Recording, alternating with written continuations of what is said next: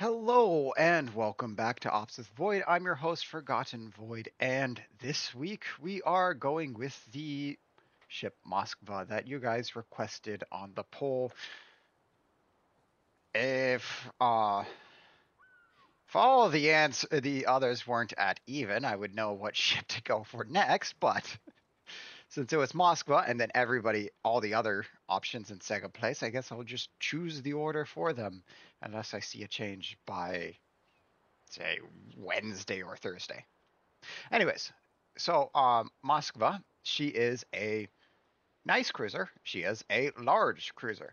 She's not the large cruiser like Stalingrad, although Stalingrad's pretty much the same hull, but has 305s. Moskva only has 220 millimeter guns, so a little bit bigger than heavy cruiser guns, but still considered heavy cruiser-ish guns. But she is big.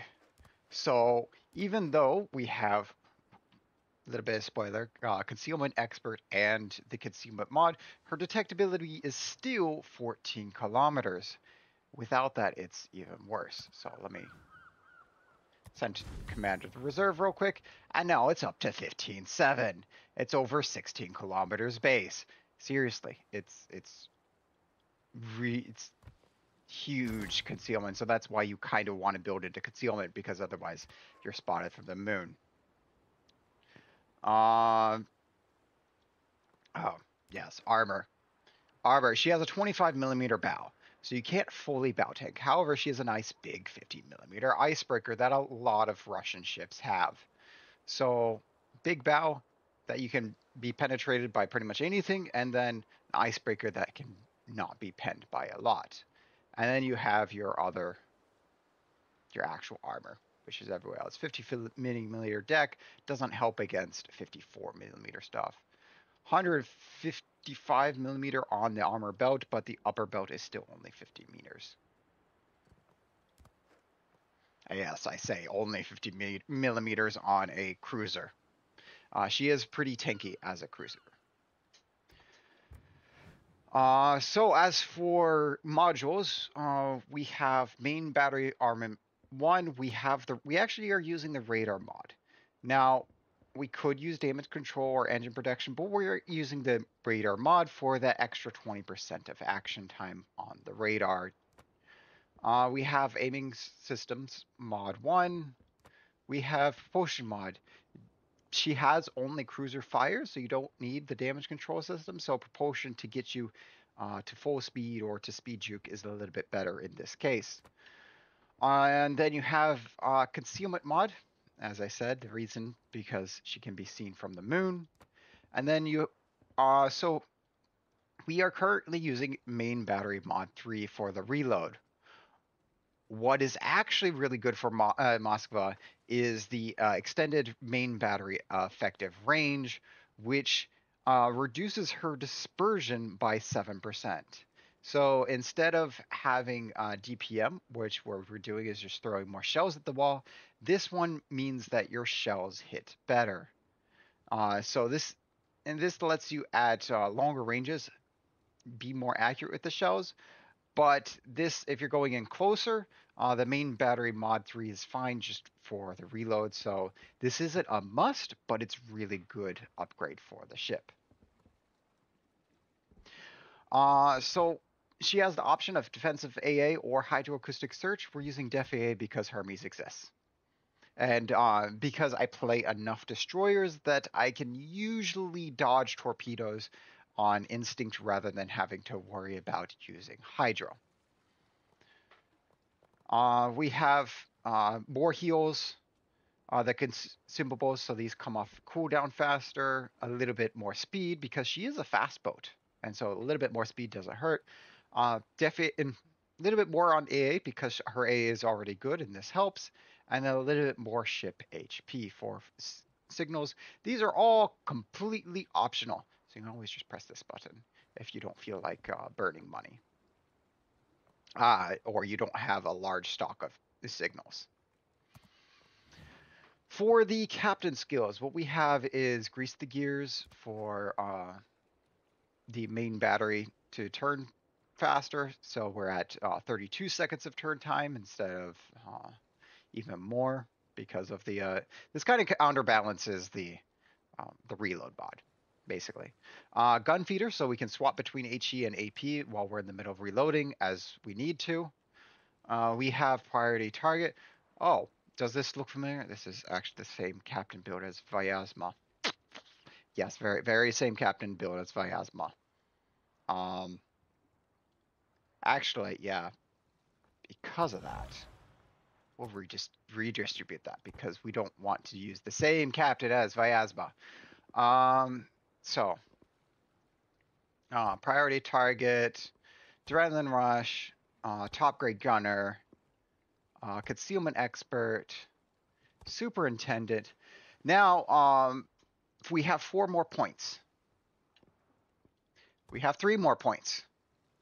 Our options are to get last stand and build into AA.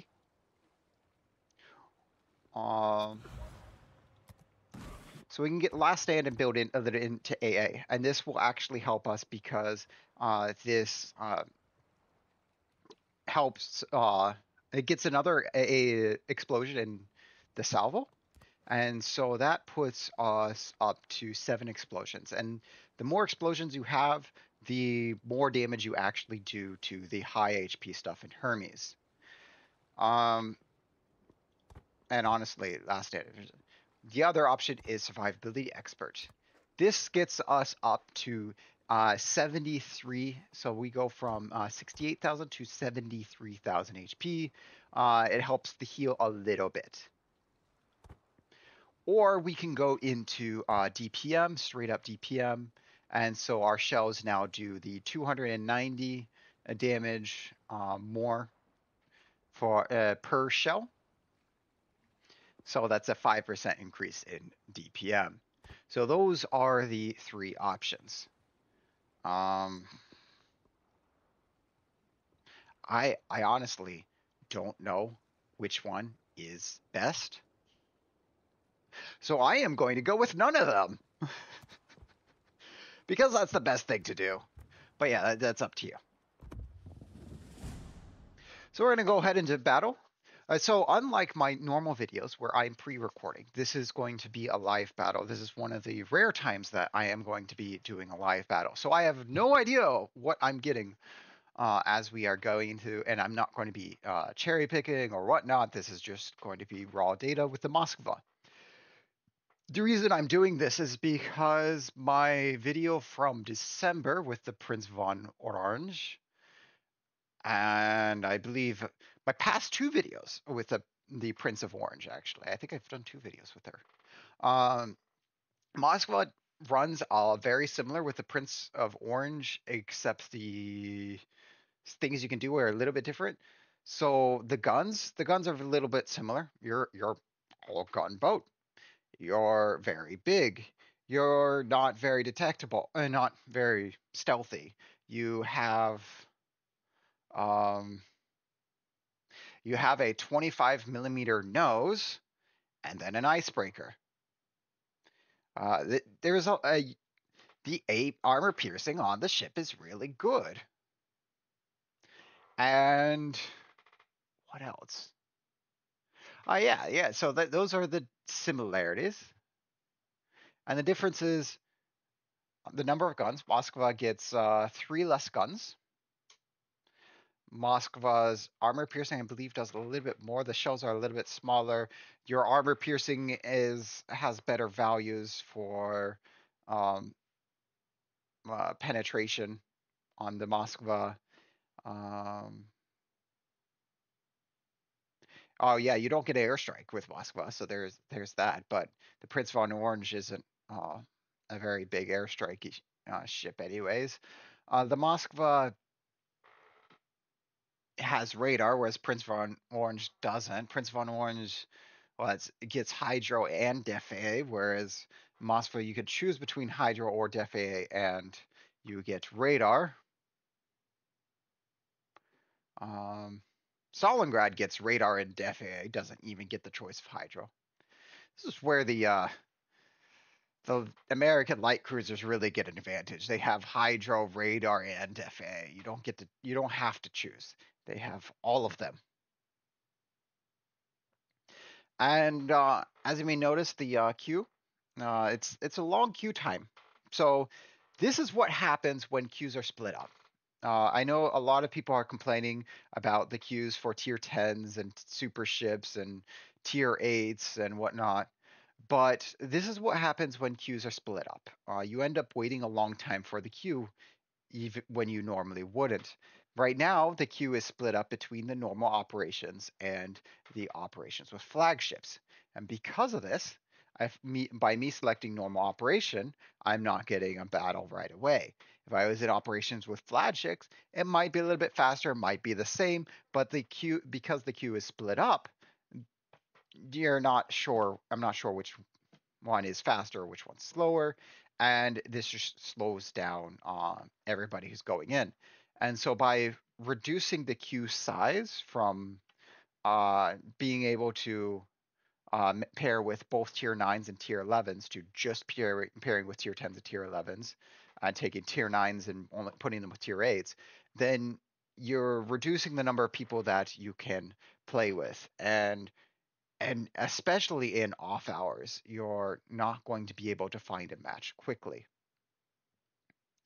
So we're just going to pause here. So I'm not talking about this issue, and I will start up the talking again once we actually get a battle.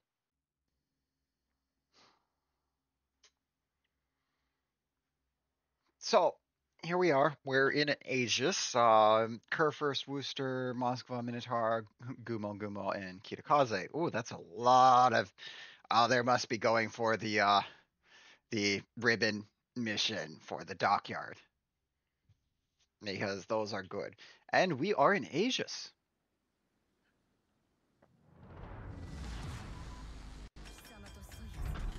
Man, this is very much like the Prince von Orange video, where it was just what? Citadel, Citadel, Citadel. Let's see if we can do the same thing. This is Task Force Commander. Our transport ships have been captured. Attack the enemy and retrieve the transport ships. Enemy detected. Get back here. Where are you? Okay. Ah, after I put out my guns. Now you show your face again. Of course we miss. See if we can hit you now. Do we?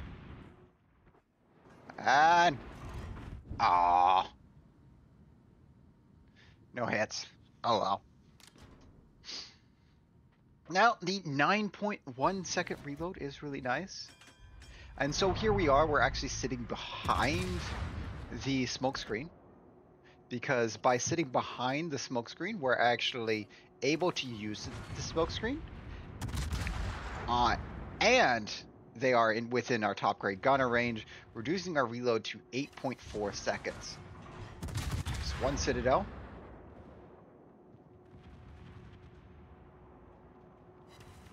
So, another Citadel. And now they're within our... Either they're within our detection, smoke fire detection, or the north ships have spawn are within range.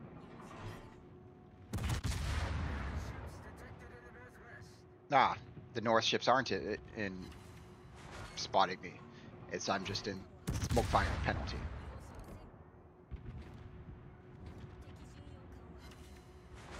Now, there's actually two things I could do here. I could actually go up and be able to Citadel the Heathens, or I can just sit back here and farm full pens.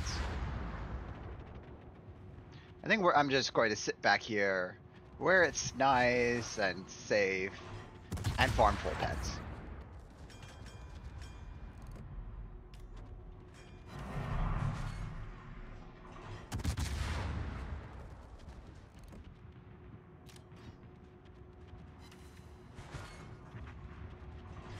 Oh, I don't like that. That's six looking at me. This is why I take priority target. Because it tells me when to run. And when I can stop running.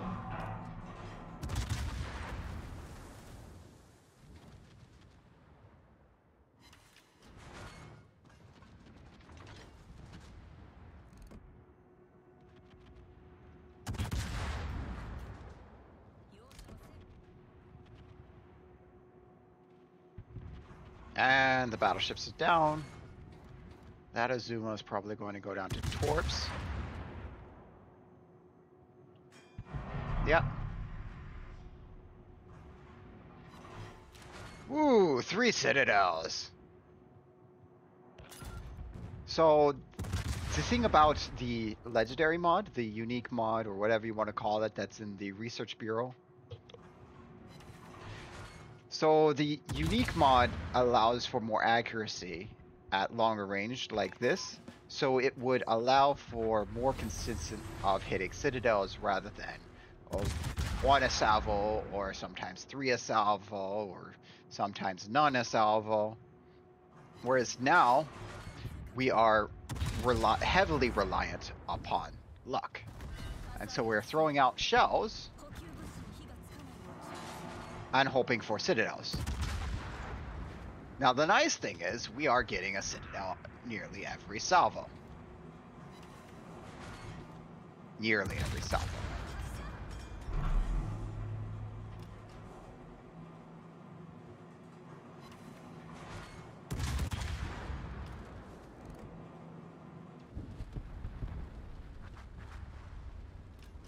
There we go. Full fire is still less than the amount we can heal back, but we are going to go ahead and heal and put that on its cooldown because it's only a difference of like 1,000 HP.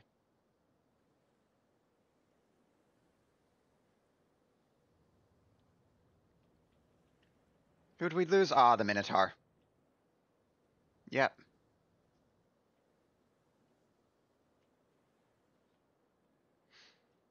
Not surprising. Not surprising at all. And so since we, we took this spot, ooh. So one of the techniques some people use is they actually push shores. So shores get stuck at this island. And so when shores is stuck at this island, that means shores cannot die. So rather than worrying about picking him up, they'd save the star by, putting him there, and then he can't move.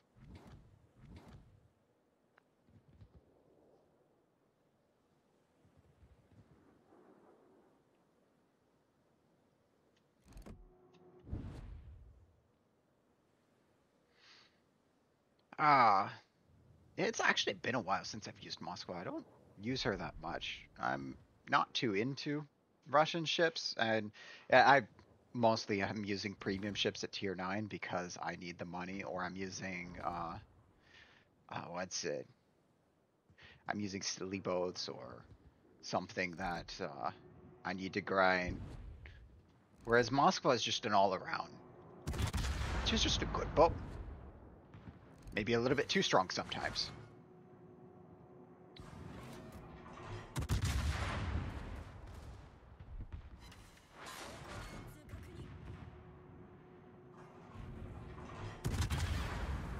There's that. There we go. 5 citadels. Well, let's them get the kill. They deserve it. They threw out their torps.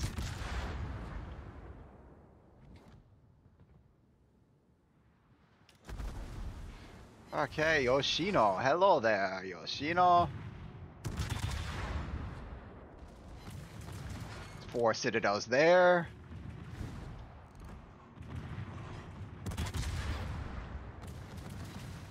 Another 3 citadels there.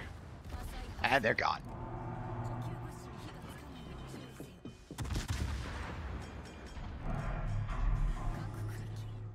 No, Clausewitz.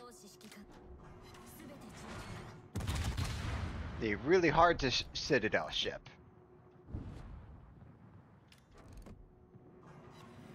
And we got 2 citadels there. Really hard to citadel unless you're at medium range and your shells go just the right angle into the citadel so that the turtle back means nothing. Also, having improved penetration angles helps. And if you can get to one of the turrets, then you don't have to deal with the really thick torpedo belt. That's another thing that helps with the Clausewitz. But it is a troll when it comes to getting citadels. Like that one, we just got full pens.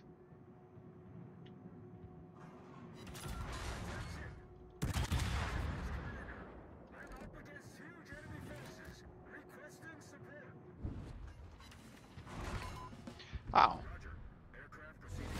Shores finally got to the position where he can call in the support. And, a fun fact there, Liberty ships can actually pick up shores. So if the shore sinks there, the transport Liberty ships can pick up shores.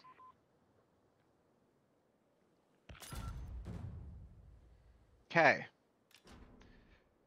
So, now the options are to go that way and go up and face all the cruisers, or face the Yamatos.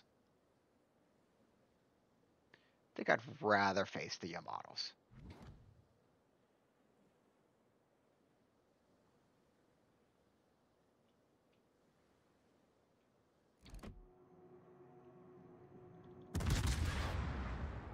And there Hardagumo is, just launching torps, you know.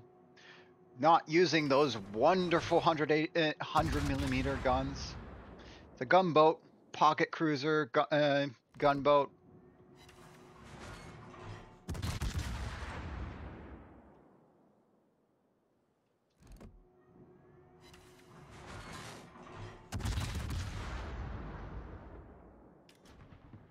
Okay, so now we're going to turn in.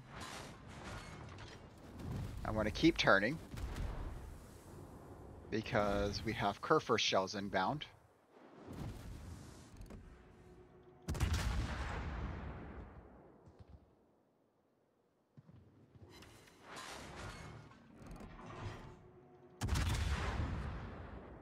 Don't like how Kurfürst is looking at us.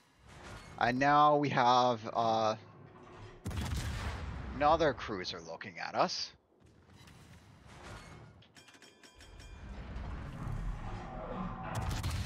Yeah, one of the Oshinos looking at us.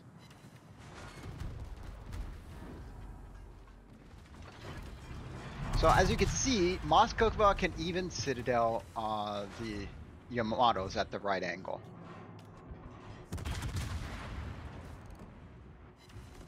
Yep, there's another citadel. What do the torps do? Not enough damage. We actually have to get under the cheek where the armor is the thinnest. Okay. Kurfürst is looking at us now.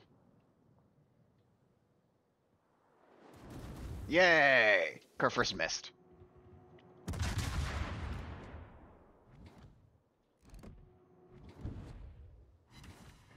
And considering we have 3 IJN gunboats there, Kurfürst should burn down.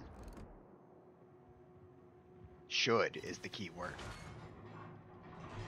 So we should have the teammates for this and be good. One thing about these bots is they actually focus on the target who is closest to the exit over there and is detected. So if a battleship gets detected over here, they will become the #1 target. So that is why sometimes ships will stop looking at us. If they go undetected, we become the only target that they see, and they start looking at us.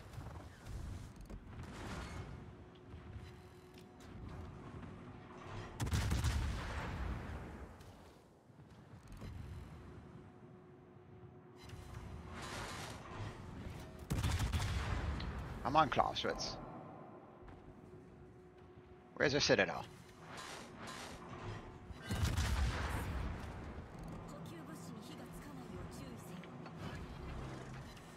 There's your citadel.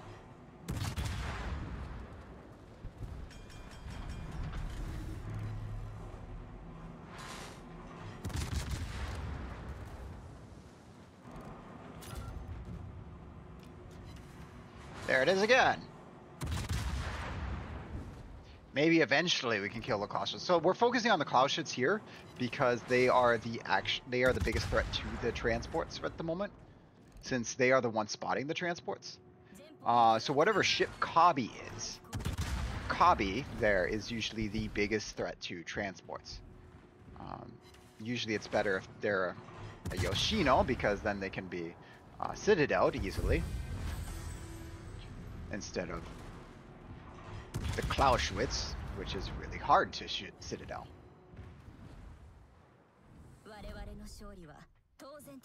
So we weren't able to save all the transport ships because Kabi was able to start shooting at the transports and be the one there, and there we didn't actually have somebody who was tanky actually being there to tank. So Moskva, good 31 citadels, proves her name as pocket battleship. 367 shell hits. I'm actually surprised with how many shells that she gets out, but she does good with getting shells out. We got one fire because we have the fire from the secondaries, as we actually got into secondary range at the end. So there we are. We are top of the team. So even though we didn't really go off the juicy route, just by being around, we got 0 kills. We got 0 kills on top of the team. So if someone actually has 0 kills, and you start mocking them for 0 kills, just wait till the battle ends, because sometimes, it's rare, but sometimes someone will get top of the team without that. A kill is generally worth about 1/3 of a ship, and considering we didn't get any kills, that's actually quite a bit. We didn't even shoot at any destroyers either. It's all cruisers and battleships. So although there weren't many destroyers to shoot at, but yes, all cruisers and battleships. So just doing big damage against these cruisers, because her guns, while they could be more consistent, that's where the Lechmon comes in. They are just really nice with that pen and good extra pen angles, improved pen angles for the heavy armor piercing and stellinium rounds with high penetration. So decent ship all around, decent ship. Um, Worth the coal if you like Russian. I mean, you're not going to earn a lot with her. Like these are, I'm just running grays. Was it? It's yeah, I'm just running grays because you're not earning a lot of credits between grays and greens. Just something to use my credits on. So one thing is worth 52,000 credits in this case. So if you like this video, give it a thumbs up. If you want to see more of my videos when they come out, click that subscribe button. But you don't have to. I do post on the Discord. Discord is in the link. You can join the Discord if you want to play with people or even just talk to people about ops. We do have random stuff. I do play some other games other than WoWs as well. But I do focus on PvE mostly. That said, I do hope to see you next week, and have a good one.